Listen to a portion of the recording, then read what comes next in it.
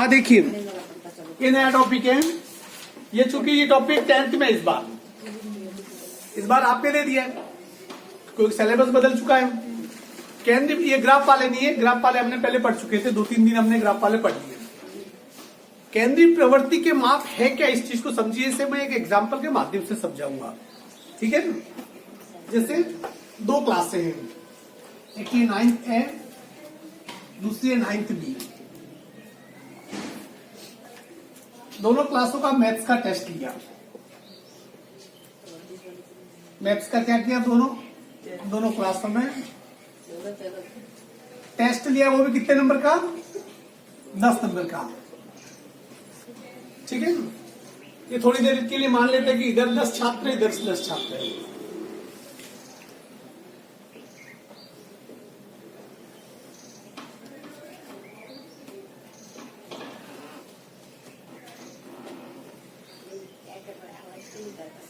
अब यहाँ पर 10 छात्रों ने 10 में से ये अंक प्राप्त किए, 0, 8, 3, 5, 6, 4, 5, 6, 2, 8। इधर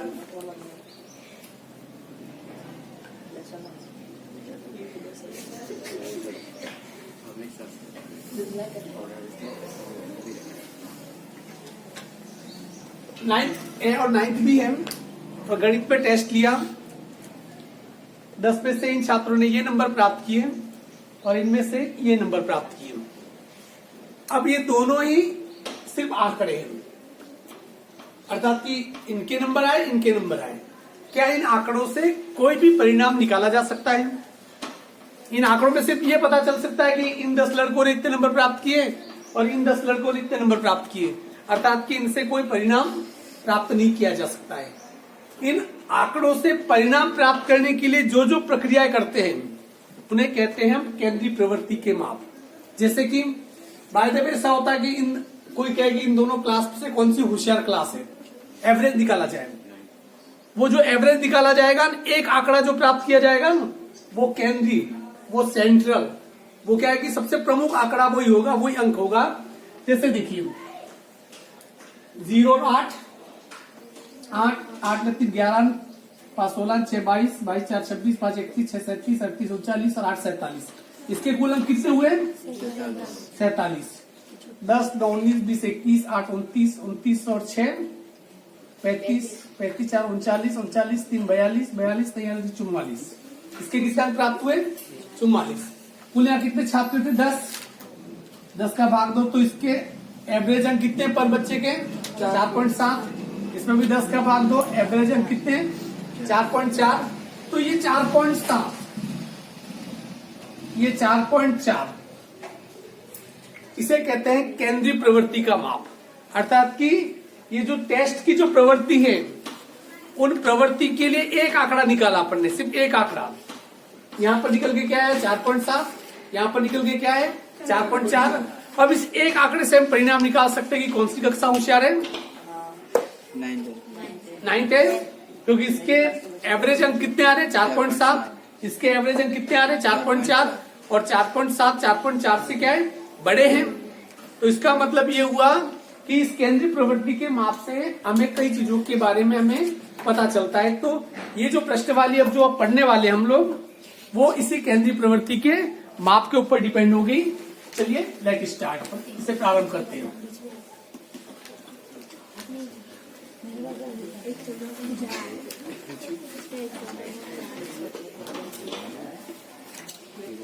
चौदह 14 का पहला सवाल। एक टीम ने फुटबॉल के 10 मैचों में निम्नलिखित गोल किए। एक टीम है, कोई टीम है, 10 मैचों पे गोल किए 2 3 4 5 0 1 3 3 4 और 3। इनके माध्यम बहुलक, इसमें 3 चीजें ज्ञात करनी है। देखो तीनों चीजों के बारे में बता दो, पहले एक एक करके देखेंगे। माध्यम, माध्यक, बहुलक, हम एक एक चीज को लेंगे, हम इसे ध्यान रखना है, ठीक है ना। अब सबसे पहले माध्यक की बात करते हैं। माध्यक बड़ा भारी शब्द लगता है, पर कुछ है नहीं। इसका मतलब होता है, इसके बारे में आपने पहले पढ़ा हुआ है, औसत, एवरेज। माध्य को क्या कहते हैं? औसत। जिससे पहले जिसे औसत पढ़ते थे वो माध्य है। सबसे पहले हम इस आंकड़ों से माध्य निकालना सीखेंगे। उसके बाद दूसरी चीज हम सीखेंगे माध्य कैसे निकालते हैं। फिर तीसरी चीज बहुलक कैसे निकालते हैं। सबसे पहले माध्य निकालते हैं। माध्य निकालने का सूत्र होता है सिग्मा एक्स अपॉन एन। क्या चीजें देखिए, यहां आप यू भी लिख सकते हो, प्रक्षेणों का योग बटा प्रक्षेणों की संख्या। तो इतना लंबा चौड़ा लिखे कौन? आपने नहीं लिखना है। ये सिग्मा, ये जो शब्द है इस टाइप से लेटा हुआ ई, ये ग्रीक भाषा का शब्द है, इसे पढ़ते सिग्मा। सिग्मा का मतलब होता है योग, अर्थात कि सिग्मा एक्स का मतलब दी हुई संख्याओं का योग, और एन का मतलब होता है कुल कितनी संख्या है। जैसे कितनी संख्या है, 1 2 3 4 5 6 7 8 9 10। इसे कितना लिखेंगे? 10, और ऊपर इन संख्याओं का योग। चलिए इसे करते हैं। पहला सवाल माध्य का, 2 + 3 + 4 + 5 + 0 + 1 + 3 + 3 + 4 + 3 अपॉन कुल संख्या कितनी है? ये 10। इसे जोड़ो, 2 3 5 4 9 5 14 15 3 18 3 21 4 25 3 28। कितना हो गया? 28। 28 बटा 10, तो 0 हटा दो, पॉइंट लगा दो तो 2.8। तो इसका जो माध्य आ गया वो कितना आ गया? 2.8। तो माध्य निकालने का क्या तरीका? बहुत सिंपल। सभी दी हुई संख्याओं को क्या करते हैं? जोड़ देते हैं, और उसके अंदर किसका भाग देते हैं? कुल कितनी संख्या है? 9 संख्या है तो 9, 10 हो तो 10, 12 हो तो 12, उसका क्या कर लेते हैं? भाग दे देते हैं। तो ये है बिल्कुल पहला तरीका माध्य ज्ञात करने का। अब दूसरा है माध्य ज्ञात करने का। माध्य क्या भला वो देख लीजिए, समझिए, फिर बाद में उतारना, वीडियो देख के भी उतारा जा सकता है, कोई टेंशन वाली बात नहीं है। माध्य तो तीन चीजें पूछिए। माध्य का समझ में आ गया। फिर पूछा इसने माध्य। देखो, जब भी माध्य ज्ञात करना हो, 2-3 चीजें हैं। आप ये कुल संख्या कितनी है पहले गिन दो। 10 संख्या है तो यहां 10 तक गिनती लिख दो। 1 2 3 4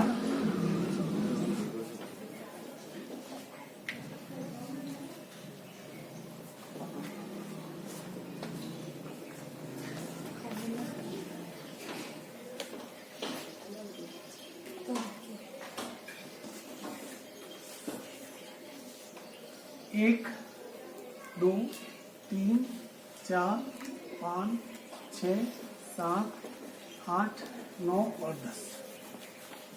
ठीक है ना? 10 तक संख्या लिख दी हमने। पहले इस टाइप से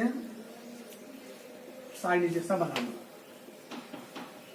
दी संख्या 9 होती तो 9 तक ही गिनती लिखते। ठीक है ना?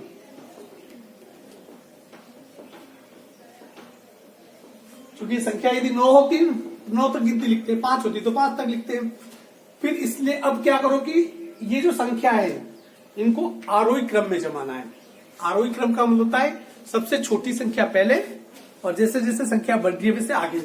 इसमें सबसे छोटी संख्या कौन सी है? 0। उसके बाद 1, उसके बाद 2, उसके बाद 3 कितनी बार है? 4 बार। 1 2 3 4 बार। कितनी बार है?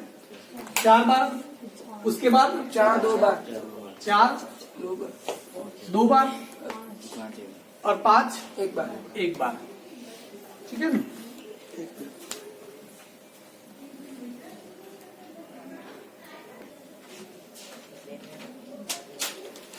इसमें आपको ये माध्यिक है, इसमें आपको ये देख रहा है कि जो संख्या है जो आ रही है, जैसे कुल संख्या कितनी है? 10। या तो संख्या सम में होगी या विषम में होगी। 10 की जगह 9 भी हो सकती थी, 8 भी हो सकती थी।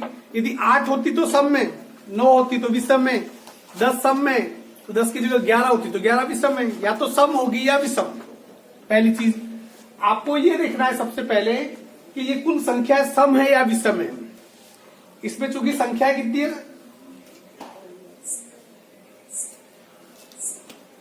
10। संख्याओं का योग, संख्याएं विषम में है। इसमें विषम में है। तो देखो इसमें हम क्या करते हैं कि बिल्कुल बीच की संख्या सम संख्या होती है, विषम संख्या। जैसे इस चीज को समझिए, जैसे मैं लिख रहा हूं संख्या 2 3 4 5 और 6, 1 2 3 4 5, कुल संख्या कितनी है? 5। विषम संख्या है ये, 5 विषम संख्या है। इसमें बताओ इसके ठीक बीच में कौन सी संख्या है? 4। आराम से पता चल गया, 2 इधर छुट्टी 2 इधर छुट्टी। पर यदि ये संख्या यूं होती है, अब इसमें बताओ बीच की संख्या कौन सी है? इसमें कुछ भी नहीं है, पर ये दोनों बीच की संख्या है। ये दोनों क्या है? बीच की संख्या है, क्योंकि इसके बीच में तो कुछ तो होगा ही ना। 3 और 4 दोनों बीच की संख्या है। तो ये जहां सम संख्या में होता है, तो ये इस लफड़े को निकालने के लिए क्या करेंगे? n/2 एवं n+1/2, इसे समझिए। n/2 का मतलब ये होता है कि कुल पद कितने हैं? 10, 10/2 और 10 + 1/2। हाँ,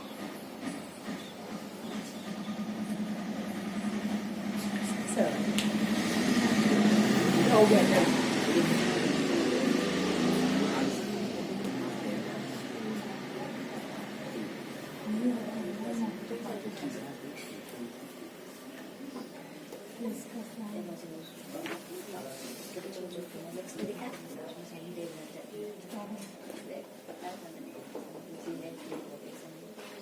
हाँ, ये सूत्र n+1/2 नहीं है, ये लिखने में गलती कर दी।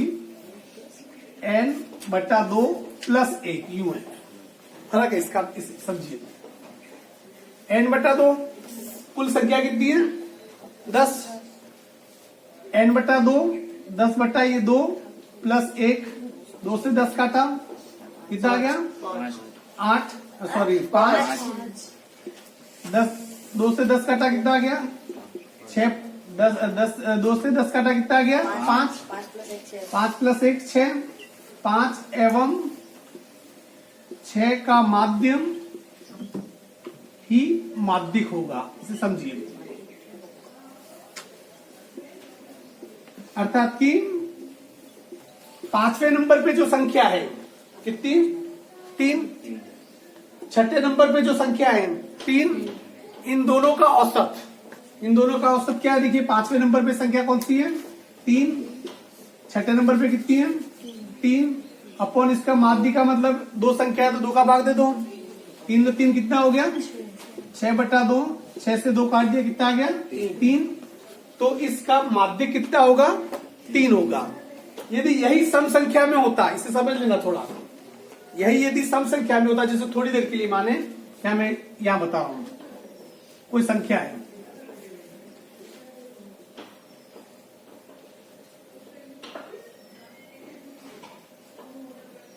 ये जैसे, ठीक है ना, ये विषम संख्या में क्या है? 1 2 3 4 5, इसका माध्यिक ज्ञात करने के लिए कहता। पहले वही तरीका, इसे क्रम में लिखो। यह संख्या थोड़ी बदल देता हूं मैं।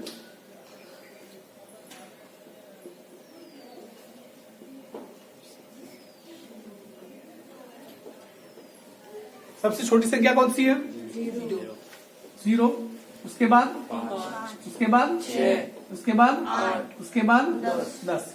इसमें बीच की संख्या कौन सी है? 6। या इसको यूं करो, चूंकि सम संख्या है, क्या है ये? विषम संख्या है। तो इसका सूत्र, इस विषम संख्या में सूत्र की भी जरूरत नहीं है। क्यों नहीं है? पहले क्या था आपने? पहले भी संख्या विषम में है, इस सम में है। विषम में तो इसका सूत्र क्या लगेगा बताओ? डायरेक्ट नहीं हो सकता वो? ये डायरेक्ट भी हो सकता है, क्योंकि देखो 5 संख्या है तो इसके बीच वाली संख्या कौन सी है? 6। मतलब तीसरे नंबर की संख्या। ये इसे डायरेक्ट करना चाहो, n/2, इसमें 2 सूत्र लगेंगे, n/2 + 1, कुल संख्या कितनी है? 5।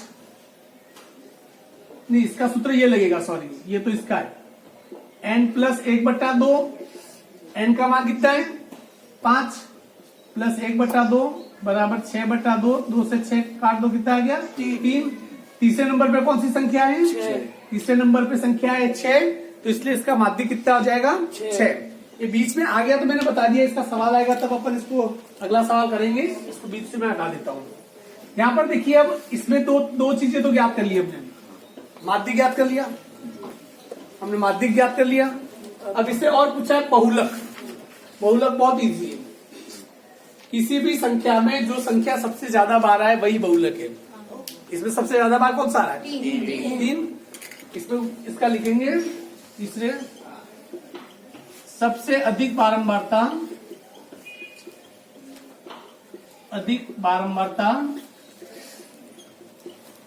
वाली संख्या 3 है, अतः बहुलक क्या हो जाएगा इसका, बहुलक कितना हो जाएगा 3। Is it clear? अब इससे कुछ सवाल इससे मैं आपको करवाऊंगा, अलग टाइप के आगे तो मैं बता दूंगा, ठीक है ना। चलिए निकालिए अब सवाल, अगला आपको करना है।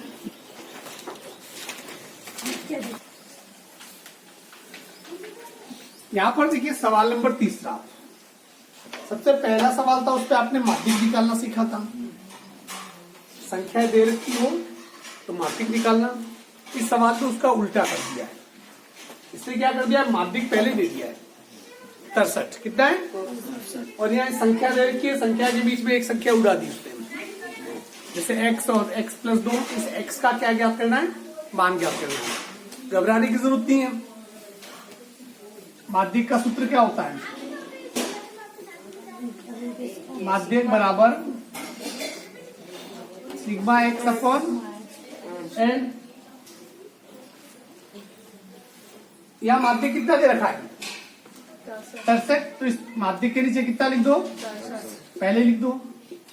अब सिग्मा एक्स का मतलब इनको जोड़ो, जोड़ रहे, देखो मैं जोड़ रहा हूं, 29 plus 32 plus 48 plus 50 plus x plus x+2 plus 72 plus 78 plus 84 plus 95 upon कुल संख्या कितनी है, गिनो, 1 2 3 4 5 6 7 8 9 10।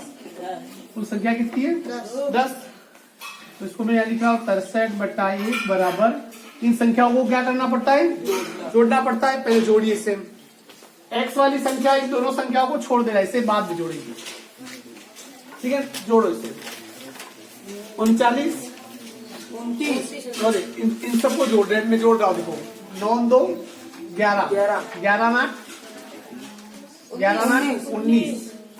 19 19 और 2 21 21 8 29 29 4 33 33 5 38 80 लगी 3, ठीक है ना।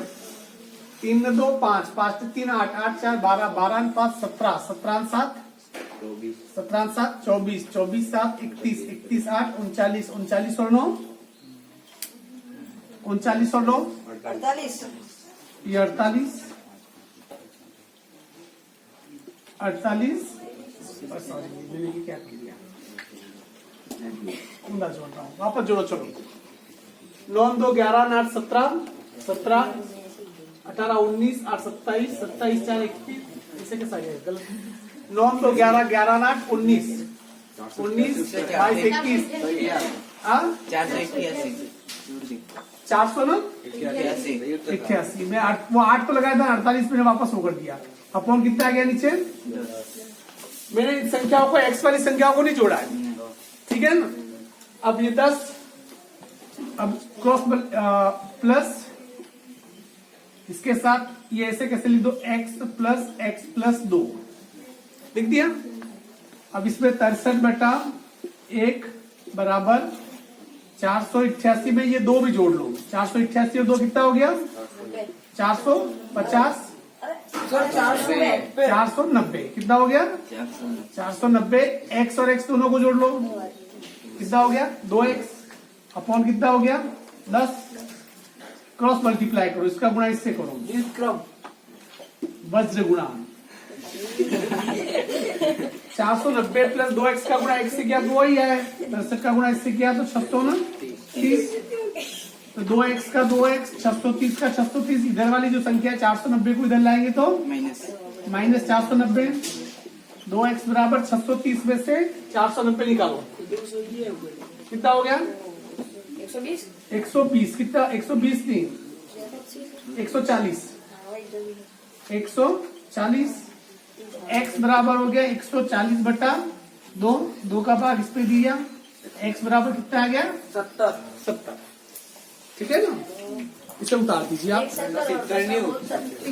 170 होगा, दूसरा 72 होगा। बस दो संख्या पूछे तो वो हो जाएगा। कितना देर का है? 62 देर का है क्या? अभी देख लेते हैं। तो फिर गलती हुई थी इनकी, जोड़ने में गलती हुई क्या? फिर मैं बोल रहा था मेरी बात।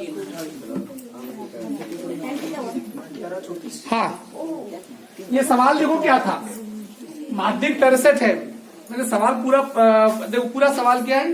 निम्नलिखित लक्षणों को आरोही क्रम में व्यवस्थित है। ये ऑलरेडी किसमें है?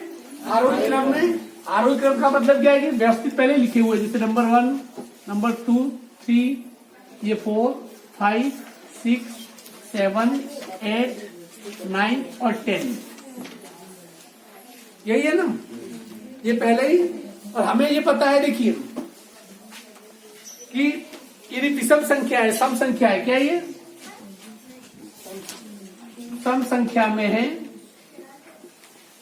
पता हम क्या करते हैं, इसका सूत्र क्या होता है? n बटा 2 प्लस 1। कुल संख्या कितनी है?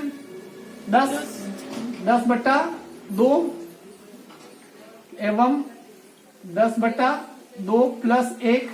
2 से 10 को काटा कितनी बार? 5 एवं 2 से 10 को काटा कितना? 5। 5 और 1 कितना हो गया? 6। पांचवें और छठे नंबर का माध्य, 5 एवं छठे क्रम का माध्यम। पांचवें नंबर पे कौन सी संख्या है? x और x प्लस 2 है।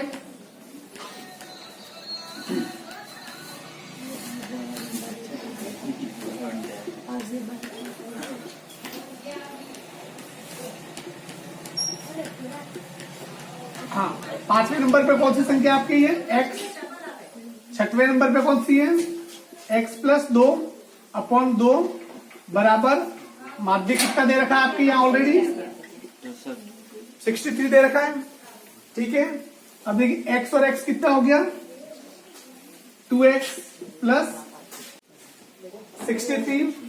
आप क्या कीजिए, क्रॉस मल्टीप्लाई कीजिए, इसका गुणा इससे कर दीजिए। 2x प्लस 2 बराबर 126।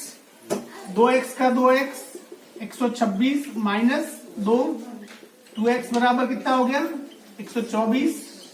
x बराबर 124 बटा कितना हो जाएगा? 2 से काट दीजिए, कितना? 62। तो इस x का मान कितना आ गया? 62। पहले क्या किया था कि हमने समझने में इसे क्या की थी? भूल की थी। पहले इसे उतार दो, मैं वापस रिपीट समझा दूंगा।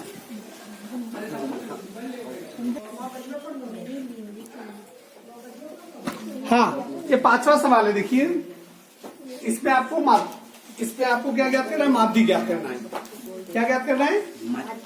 ये कुछ कर्मचारी है, जैसे कि जिनका वेतन 3000 है, उनकी संख्या 16 है। 4000 है, उनकी संख्या 12 है। 7000 है, उनकी संख्या 6 है। 10,000 है, उनकी संख्या कितनी है? 1 है।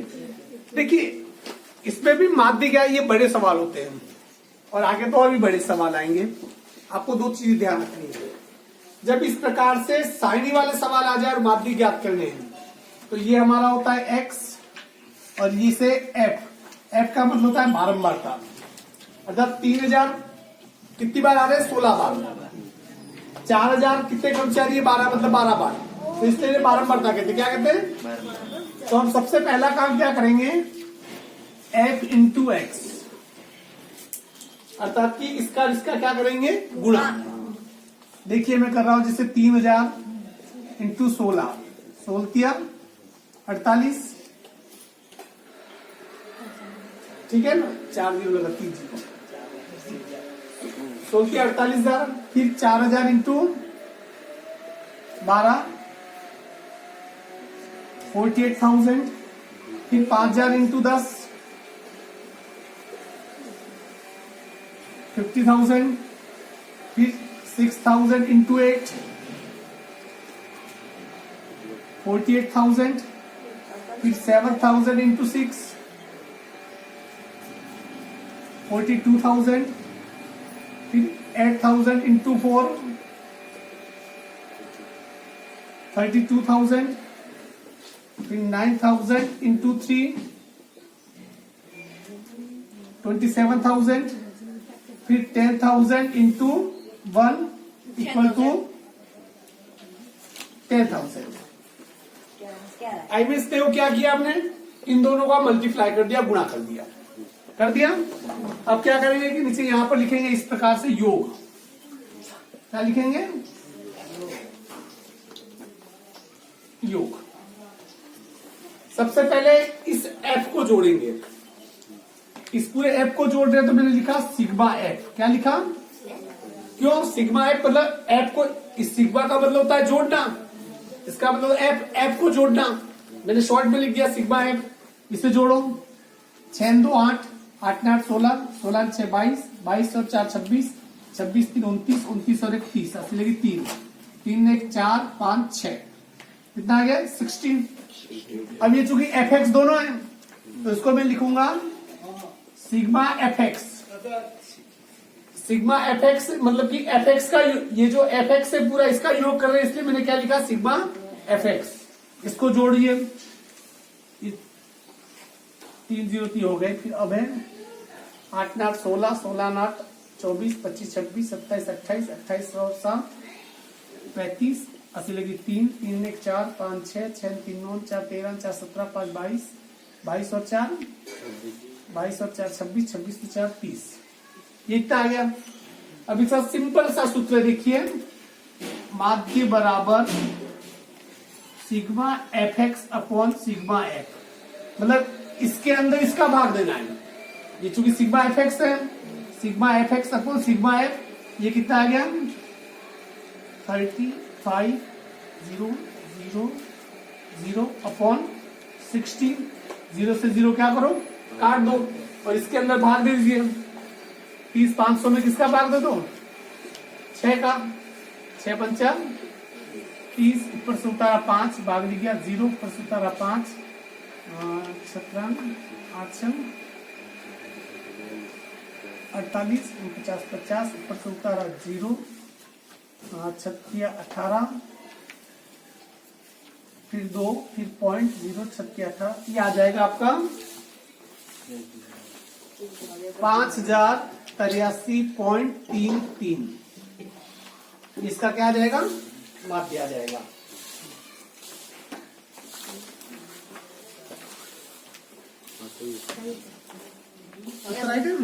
अब देखिए आपके ये सवाल एग्जाम में आएंगे, बाकी तो नहीं, ये वाले नहीं आएंगे, ये सवाल। अब मैं क्या करूंगा, आज आपके व्हाट्सएप ग्रुप पे मैं इस टाइप के 2 सवाल भेजूंगा। कितने?